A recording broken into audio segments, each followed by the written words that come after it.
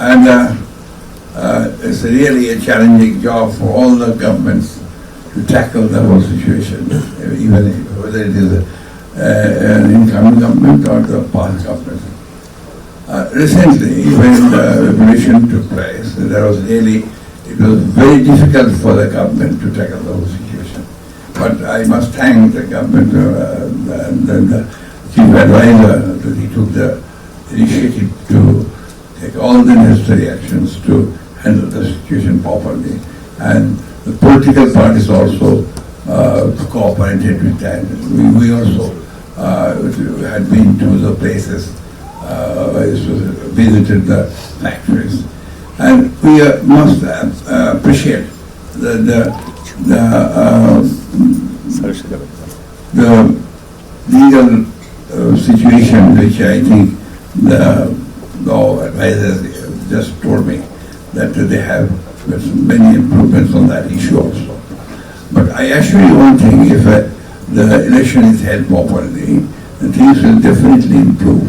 The rights of the people will be established, and there will be some sort of a law and all the situation will be established properly. I believe that in Bangladesh things happen, but at the same time they are also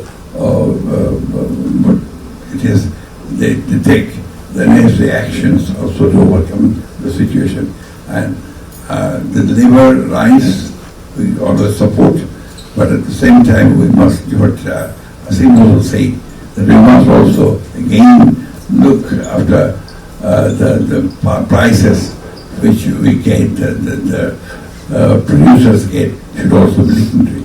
Thank you. Thank you very much. Export system,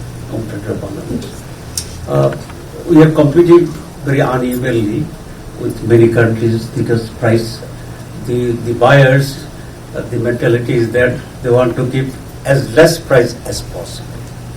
So, but it's a really big threat for Bangladesh that the prices of the accessories which we need to import from our side, these prices are going high, and the buyers used to give less price to the governments bringing from Bangladesh. So I think this should be dealt very proportionately and with justice. If there is no incentive for the laborers, they lose the efficiency gradually. So this is my points to consider. And because the political stakes in our country, everybody we are attached to this. Many of our party members also has this business. We can assure you that what is the legitimate problem, we will be there to support the government's industry and our government and the buyer as well. So this is my major points to increase the reasonable price, and the labor should get more incentive from the industry owners. There should be justice and balance between all these areas. Thank you very much. Well, the last couple of days have been ones of reflection. We've spoken to businesses, we've spoken to industries, and it's refreshing to see the reforms that we've talked about, and some of them have been implemented in the labor sector. And when we were speaking about Rana Plaza, it takes me back because that's a very personal experience that shapes my politics. It's been 12 years since the Rana Plaza collapse happened, and I was a medical student at Dhaka Medical College back then, and I remember that day like it was yesterday. We had hundreds of patients coming in, and as medical students, of course, we tried to help as we could, trying to volunteer, helping families locate blood, helping families navigate around the hospital. And it was heartbreaking to see the kind of injuries that happened. I still remember this little girl, the daughter of a worker who suffered from crush injuries. So basically, the building collapsed on top of her, and her kidneys had failed. And we were trying to take her to dialysis, and I remember that girl telling me that my mother would like some home-cooked rice. Of course, she wasn't allowed to eat at that time, and I said, when she's allowed, I'll bring home-cooked food.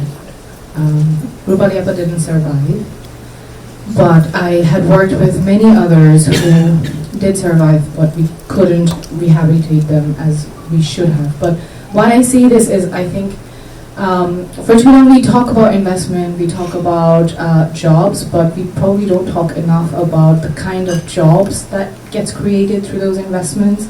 Of course, it's about wages, but it's about much more. It's about human dignity. Does it really ensure that these people will have rest, will have security, will have stability? Will those jobs guarantee sure that these people are also taken care of? What's the framework? And I'm sure there's huge experience around the room. So those are the two things I think. So one is how to ensure economic dignity in this evolving economy, and how do we make sure that workers in our informal sector are also taken care of. Thank you.